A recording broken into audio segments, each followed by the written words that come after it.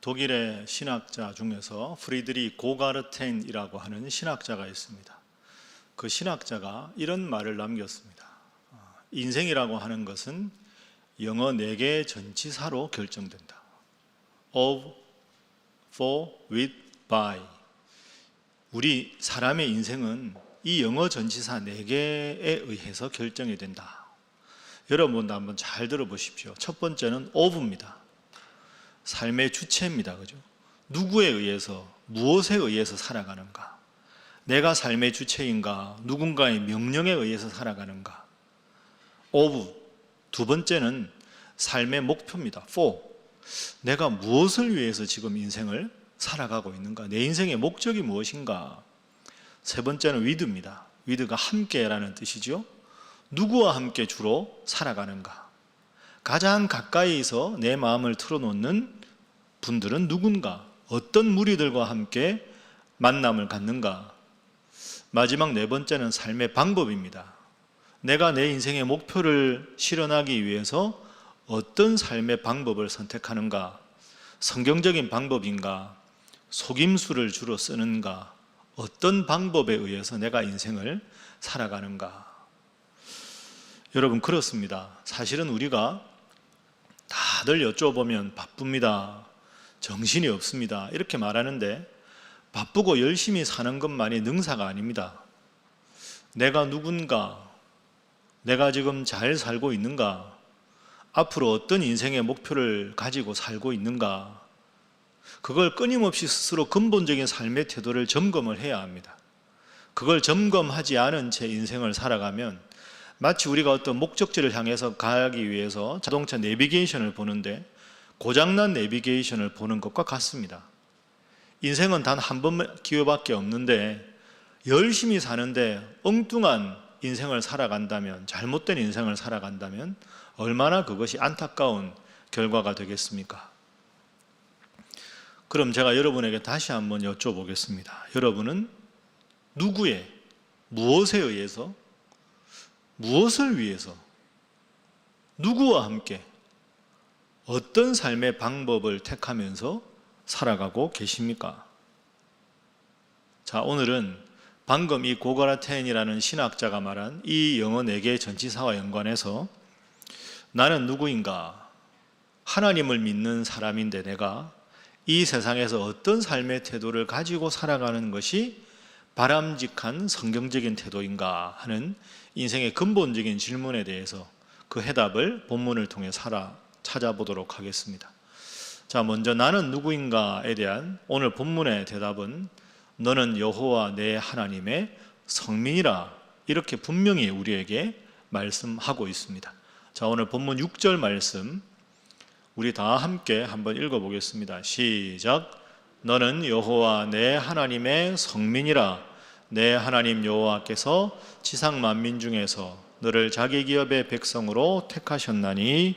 아멘. 너는, 하나님을 믿고 오늘 말씀을 읽는 우리들은 여호와 내 하나님의 성민이라. 그러니까 하나님께 속해 있는 성민.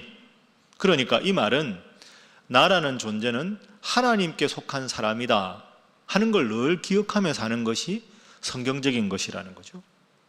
내가 하나님에게 속한 사람이다 하는 말은 다른 말로 하면 하나님의 영광을 위해서 살아가야 한다 하는 그런 뜻이 됩니다.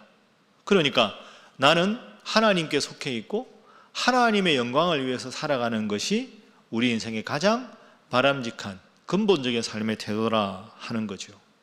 한번 따라하겠습니다. 나는 하나님께 속한 자다. 인생은 하나님만 바라보아야 행복하다. 여러분 믿습니까? 이게 본문의 가르침입니다. 하나님이 나를 창조하셨으니까, 나보다 나를 더 잘 아시는 분이 하나님이니까 내가 하나님을 바라보고 나보다 나를 더 잘 아시는 하나님께서 내 인생의 길을 인도하시는 대로 살아가는 것이 인생의 행복이다 하는 것이 본문의 가르침입니다. 그리고 그 뒤에 보면 너는 여호와 내 하나님의 성민이라. 거룩할 성자의 백성민자입니다. 우리는 거룩한 하나님의 백성이다 하는 거죠. 그래서 흔히 우리가 교회에 나오는 분들을 성도님 이렇게 말하지 않습니까? 거룩할 성자에 물이 돋자 써서 거룩한 물이다 이렇게 말합니다. 그 여러분들은 다 성도고 성민입니다. 그런데 여러분은 어떻게 생각하십니까? 익숙하게 귀에 뭐 성도님 이런 말을 쓰긴 하지만 가만히 생각해 보면 그 부담스러운 말입니다. 거룩한 백성, 거룩한 무리. 여러분 솔직히 하나님 앞에 거룩하게 살아가십니까? 내가 나를 보면 거룩한 게 하나도 없는데 성민이라고 하니까 참 죄송하다 이런 마음이 듭니다. 솔직히 저나 여러분이나 하나님 앞에 별로 거룩하지 못합니다. 그래서 하나님 앞에 부끄럽습니다. 오늘 이 본문은 출애굽받은 이스라엘 백성들에게 주신 하나님 말씀인데 이스라엘 백성들은 거룩했을까요? 아닙니다. 우리가 쭉 읽어본 대로 이스라엘 백성들 출애굽하면서 하나님 앞에 얼마나 원망을 많이 합니까? 가나안 땅 들어가서도 걸핏하면 우상 숭배합니다. 당시 이스라엘 백성들도 거룩하지 않고 오늘 우리도 거룩하지 않습니다. 그런데 왜 하나님께서는 우리에게 거룩한 백성이다 이렇게 말씀을 하셨을까요? 우리는 하나님보다는 세상에 대한 관심이 훨씬 많은데 내가 아무리 나를 봐도 솔직히 거룩하지 않은데 왜 하나님은 우리에게 너는 거룩한 나의 백성이다 이렇게 말씀을 하셨을까요? 더욱이 6절 후반부 한번 보십시오. 방금 우리가 읽은 말씀인데 화면 보시면 하나님께서 지상 만민 중에서 너를, 오늘 본문 읽는 우리들을, 당시 이스라엘 백성들을 자기 기업의 백성으로 택하셨다.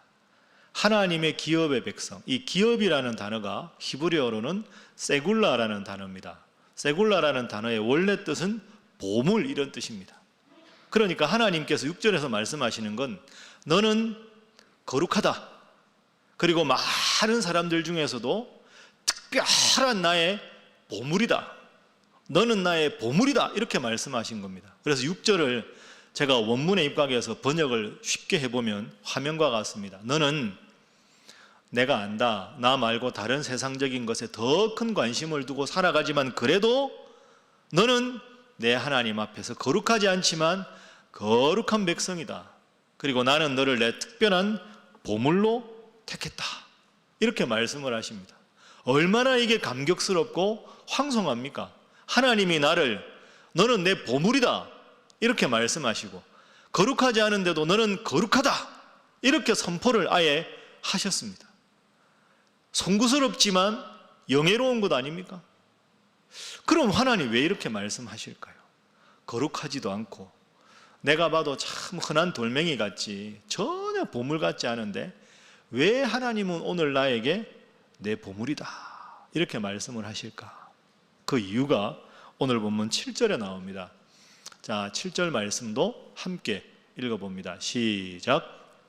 여호와께서 너희를 기뻐하시고 너희를 택하심은 너희가 다른 민족보다 수요가 많기 때문이 아니니라. 너희는 오히려 모든 민족 중에 가장 적으니라. 아멘. 그러니까 하나님께서 너는 거룩한 내 백성이다. 너는 많은 것 중에서 특별한 나의 보물이고 보하다 하고 말씀하신 이유가 7절에 나오는데 그것은 제일 이스라엘이 적은 민족, 작은 민족, 보잘것없는 민족이기 때문이다. 이렇게 말씀을 하십니다. 7절 앞부분에 보면 수요가 많다 하는 표현이 나오고 7절 뒷부분에 보면 수요가 적다 하는 표현이 나옵니다. 여러분, 그 당시에 많은 민족 중에서 하나님이 이스라엘을 택하신 이유는 수요가 많기 때문이 아니라 제일 적은 민족이기 때문이다. 수요가 많다 할 때 이 많다는 단어는 그 다른 민족들 중에서 백성들의 숫자가 제일 많다 하는 그런 의미도 있지만 능력이 뛰어나다 혹은 풍족하다, 중요하다 이런 의미가 있습니다.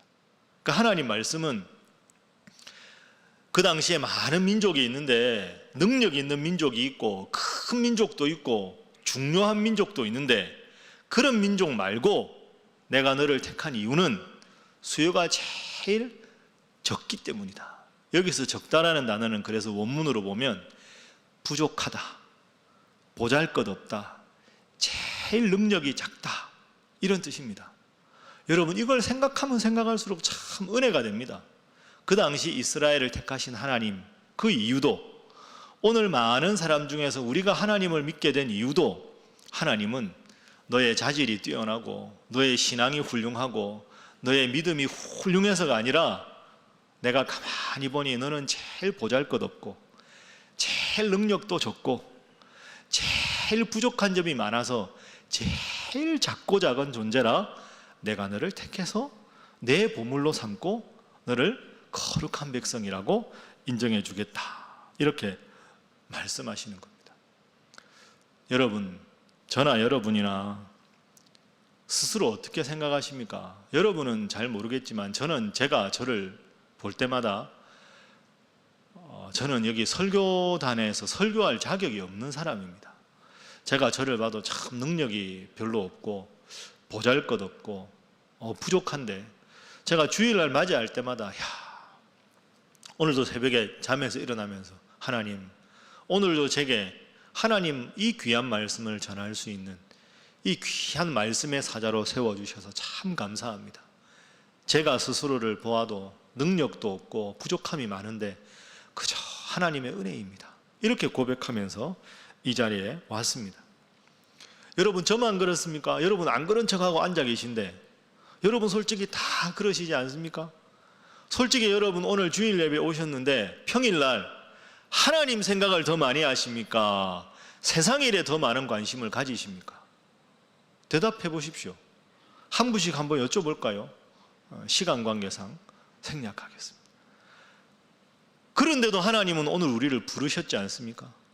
훨씬 세상에 대한 관심이 더 많고 하나님보다는 내 인생에 대한 관심이 훨씬 더 중요하게 그렇게 살아가는데도 하나님은 괜찮다, 내가 너를 택했다.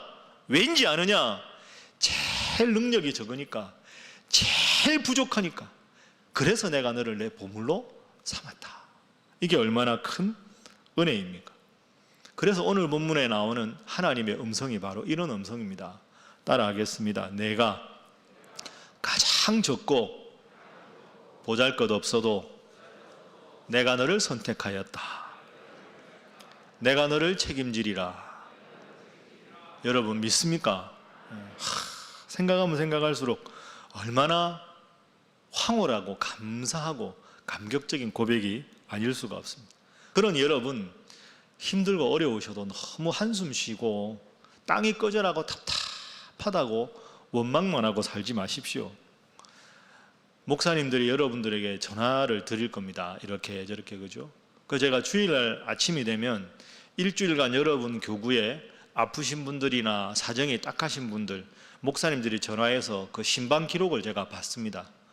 그래야 이제 여러분들 중에서 지금 입원하신 분이 어떻게 됐는지, 이사 가신 분이 어떻게 사시는지, 큰 병에 걸려서 시험 들어 계신 분이 지금 어떤 상태인지 제가 알아야 놓고 기도할 거 아닙니까? 그 주일날 아침에 6시에 목회자들 경건회 하면 교구별로 전화신방 카드를 저한테 줍니다. 그럼 제가 일주일 내내 그걸 보고 목사님께 여쭤보기도 하고 여러분 위해서 기도하기도 합니다. 참 힘드신 분이 많습니다. 어쩌면 한 주도 그렇게 안 빠지고 아프신 분이 많은지, 어쩌면 그렇게 힘들고 어려운 분이 많은지 그런 생각이 듭니다. 여러분 다 그러시죠. 크든지 작든지 어려운 점이 있을 겁니다. 그래도 여러분 희망을 가지십시오. 하나님께서 여러분을 사랑하신다고 오늘 본문에서 말씀하셨기 때문입니다. 힘들고 어렵다고 한숨 쉬고 주저앉지 마시고, 내가 제일 부족해서 제일 능력이 없어서 하나님은 나를 하나님의 보물로 삼으셨다. 이 말씀 꼭 기억하시고 한숨보다는 기도로 하나님의 능력으로 승리하시는 여러분 모두가 되시기를 주님 이름으로 축복합니다. 여러분, 일본의 그 전자기업 중에서 내셔널 전기라고 있습니다. 여러분도 아마 보셨을 겁니다. 일본 제품 헤어드라이기나 이런 거 보면 내셔널 이런 표가 있죠. 그 내셔널 전기를 창업한 사람이 마쓰시다 고노스케라는 분입니다. 이 마쓰시다 고노스케라는 분은 무려 94세까지 그 기업의 회장으로 계셨다고 합니다. 그리고 전성기 때 그 내셔널 전기 회사의 직원 숫자만 13만 명이었답니다. 그분이 자서전을 쓰셨는데요. 거기 보면 그런 대목이 나옵니다. 사업하다가 너무 힘들고 어려운 위기가 많았다. 지금의 내 모습만 보고 다른 사람들이 다 부러워하는데 나도 정말 심각한 사업상의 위기를 겪었다. 그런 큰 위기를 겪을 때마다 이 마스지다 고노스케 회장이 스스로에게 묻는 위기 가운데 5가지 질문이 있었다는 거죠. 이 질문 5개를 늘 기억하면서 위기를 극복했다. 첫 번째, 이 문제로 내가 죽느냐? 두 번째, 이 문제로 내가 감옥에 가느냐? 세 번째, 이 문제로 내가 망하느냐? 네 번째, 이 명예로 내 명예가 실추되느냐? 다섯 번째, 이 문제로 내 손해가 심각한가? 이 5가지를 물었다는 거죠. 이걸로 내가 죽느냐? 감옥 가느냐? 망하느냐? 명예가 실추되느냐? 손해를 많이 보느냐? 이 5가지 질문을 딱 놓고 문제를 본답니다. 그래서 이 문제로 죽지는 않겠다. 내가 감옥에는 안 가겠다. 망하지는 않겠다. 이 3가지의 예스가 되면 그 문제는 어려운 문제가 아니라는 거죠.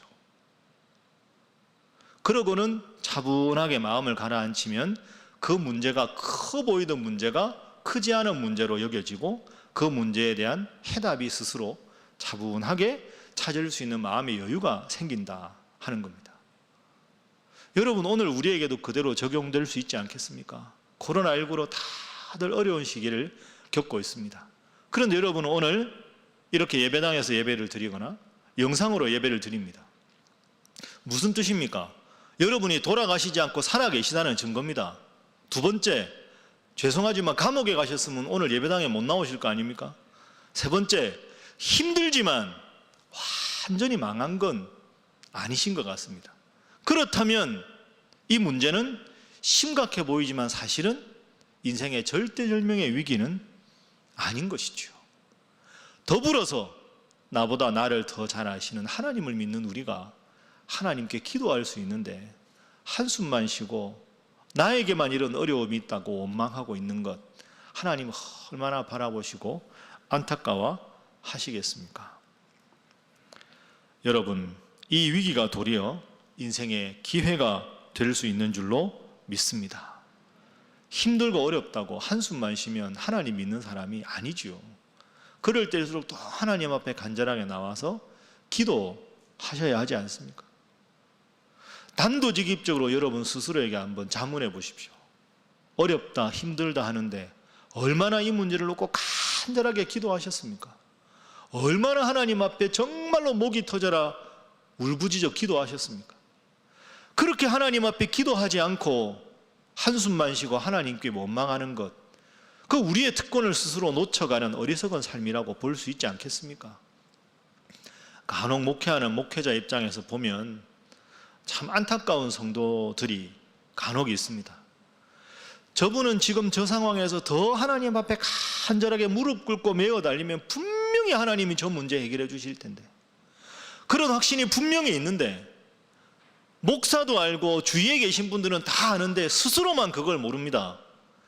계속 인간적인 방법을 쓰고 자기 고집을 꺾지 않고 자기 자존심이 믿음보다 더 강해서 끝까지 하나님 앞에 무릎 꿇지 않아서 점점 인생의 힘든 길로 접어드는 경우, 얼마나 하나님 보시기 안타까운 일인지 모릅니다.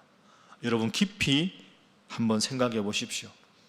하나님은 제일 작고 보잘것없어도 우리를 택하셨는데, 그리고 우리를 하나님 자녀로 삼아주셨는데, 저 천국 소망으로 살아가게 해주셨는데 좀 힘들다고 무릎 꿇는 대신에 하나님 앞에 원망만 하고 답답하다고 해서야 되겠습니까?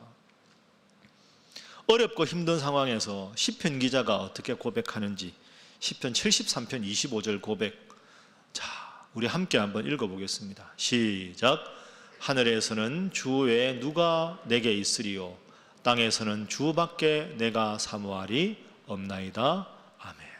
한번 따라합니다. 땅에서는 주밖에 내가 사모하리 없나이다.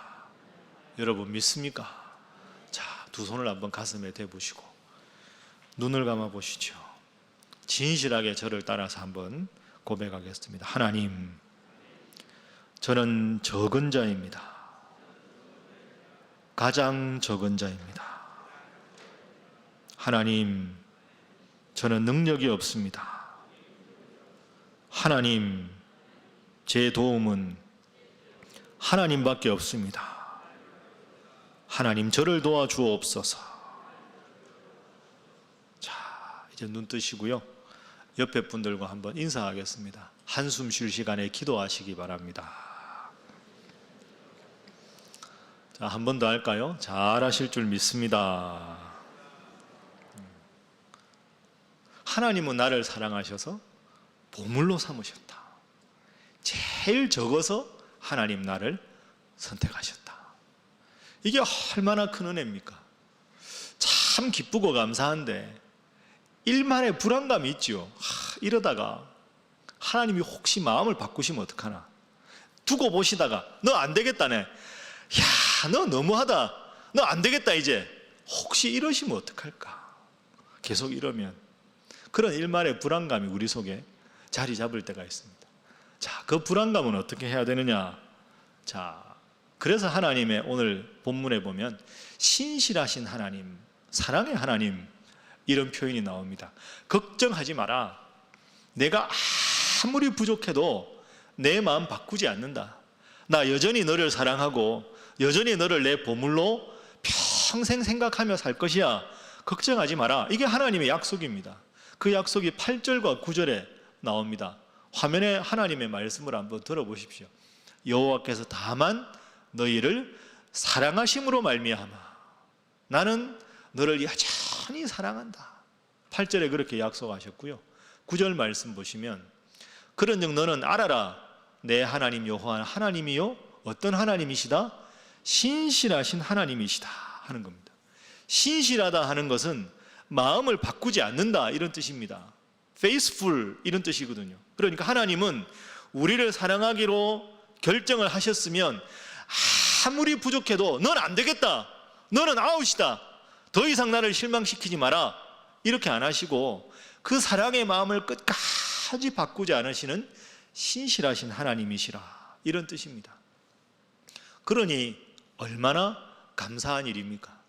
내가 나를 봐도 부족한데 제일 적은데 적지만 그래서 하나님은 나를 사랑하시고 그 사랑을 절대로 변화시키지 않겠다. 끝까지 너를 사랑하겠다. 이 사랑을 우리보다 먼저 깨달은 신약의 대표적인 인물이 사도 바울입니다. 사도 바울의 고백 여러분 잘 아시죠? 화면 한번 볼까요? 고린도전서 15장 말씀입니다. 그런즉 내가 나 된 것은 하나님의 은혜로 된 것이 내게 주신 그의 은혜가 헛되지 아니하여 내가 모든 사도보다 더 많이 수고하였으나 내가 한 것이 아니요 무엇입니다? 오직 나와 함께 하신 하나님의 은혜로다. 모든 것이 하나님의 은혜다. 여러분 힘들고 어려워도 이 하나님의 사랑, 이 하나님의 신실하심, 이 하나님의 은혜 기억하며 하나님만 바라보는 여러분 되시기를 주님 이름으로 축복합니다. 제가 일전에 식사 끝나고 저녁에 집에서 TV를 탁 틀었는데 아주 낯익은 인물이 나왔습니다. 여러분도 기억하실지 모르겠는데요. 88 서울올림픽 때 그때만 해도 우리나라에 아주 인기 있는 스포츠 중에 하나가 권투였습니다. 그때 우리나라가 권투를 참 잘했죠. 88 서울올림픽 때 플라이급에 나가서 금메달을 딴 선수 중에 김광선 선수라고 있습니다. 플라이급이니까 아주 몸이 가벼운 분인데요. 아주 권투를 잘했거든요. 그분이 오랜만에 이제 권투 관장에 대해서 인터뷰를 하는 영상이 TV에 나와서 제가 야 저분이다 하고 이제 유심히 봤습니다. 그분이 많이 안타까워 하시더라고요. 저도 최근에 알았는데요. 88 서울올림픽 때 복싱에서 금메달 따고 그 이후로 지금 30년 넘게 동안 권투에 메달이 없답니다. 올림픽에. 그만큼 우리나라 권투가 지금 많이 약해진 거죠. 그러면서 이제 그 유재석 씨가 나오는 프로그램인데 둘이서 이제 아주 즐겁게 대화를 하다가 그걸 물었어요. 권투 선수가 권투 시합할 때 얼마나 긴장되냐고 그런 질문을 하니까 이 김광선 관장이 이런 말을 합니다. 내 평생에 제일 두렵고 제일 긴장되고 제일 떨릴 때가 언제인지 아느냐? 언제냐 그러니까 권투 선수가 시합 당일날 권투 그 사각의 링에 올라가기 한 1분 전 그때는 정말 불안하다는 거죠. 여러분 생각해 보십시오. 세계적인 권투 시합이 열리면 수천 수만 명이 빽빽하게 체육관에 있고 그 가운데 사각의 특설링이 있는데 그 권투 선수가 이제 입장을 하면서 얼마나 관중들의 환호 소리를 들으면서 긴장되겠습니까? 내가 이 시합에서 이길 수 있을까? 야, 내가 잘할 수 있을까? 생각만 해도 우리도 함께 떨리지 않습니까? 그런데 김광선 선수가 아주 의미 있는 말을 했습니다. 자기는 인생에 가장 불안하고 가장 두렵고 가장 떨리는 그 순간에 항상 부르는 노래가 하나 있다는 거죠. 그 노래만 부르면 그 긴장감과 두려움이 다 사라지고 갑자기 힘이 생겨서 어떤 상대라도 쓰러뜨릴 수 있는 노래가 있다. 그 유재석 씨가 그 노래가 뭡니까? 하고 물었습니다. 여러분, 그 노래가 뭘까요? 여러분 생각에. 그 노래는 양주동 작사, 이홍렬 작곡, 어머니의 마음입니다. 나 실제 괴로움 다 잊으시고 기를 째 밤낮으로 애쓰는 마음 하늘 아래 그 무엇이 넓다 하리요 어머님의 희생은 가히 없어라. 이 노래를 딱 올라가면서 마음으로 부른다는 거죠. 그러면서 지금도 고향에서 이 아들을 위해서 응원하는 어머니, 그 어머니 얼굴을 딱 떠올리면 그래, 내가 저 어머니에게 실망을 시키지 않도록 내가 최선을 다해서 링에서 상대방을 쓰러뜨리겠다. 그 노래만 부르면 막 힘이 생긴다 하는 겁니다. 여러분도 다 누군가의 아들, 딸 아닙니까? 그 마음을 그대로 아마 이해하실 겁니다. 그러면서 그 노래를 그때 부르면서도 눈물 난다고. 제가 그걸 듣고 참 저분 훌륭하다 그러면서 그런 생각을 해봤습니다. 여러분, 제 개인적인 이야기를 해서 죄송한데요, 목사가 제일 떨릴 때가 언제일까요? 여러분이 저라면 언제 제일 떨리실 것 같습니까? 제가 주일날 제일 떨리는 때는 찬양대 찬양이 거의 끝나갈 때입니다. 찬양 하고 있으면 제가 여기 앉아 있다가 올라가야 되잖아요. 오늘 설교를 잘 해야 될 텐데 까먹으면 안 되는데 원고하다가 감정 조절을 잘 해야 되는데 밑에서 몇 번 읽고 거의 외우다시피 하고 빨간 형광펜, 노란 형광펜으로 막 색칠하고 옆에 풋노트까지 다 해뒀지만 내가 과연 잘할 수 있을까? 그런데 찬양대 찬양이 거의 끝나고 올라와야 될 때 여러분 보기에는 아무렇지도 않게 앉아 있지만 상당히 떨립니다. 제일 떨릴 때가 사실은 일부 예배입니다. 일부에 한번 설교하면 2, 3분은 그나마 괜찮은데 제일 떨리거든요. 그래서 제가 설교 준비하면서 나도 노래를 하나 불러봐야 되겠다. 그래서 제가 이제 속으로 노래를, 찬송가를 불렀습니다. 그래서 앞으로도 제가 그 김광선 관장의 그 이야기를 들으면서 내 인생이 아주 긴장될 때 내가 부를 수 있는 찬송가 하나를 마련해야 되겠다. 그래서 오늘 제가 찬송가를 하나 속으로 부르고 왔습니다. 뭘까요? 오늘 설교 끝나고 부를 곡인데요, 그 곡의 3절입니다. 3절. 이게 제 고백입니다. 내가 연약할수록 더욱 귀히 여기사 높은 보좌 위에서 낮은 나를 보시네. 날 사랑하심, 날 사랑하심,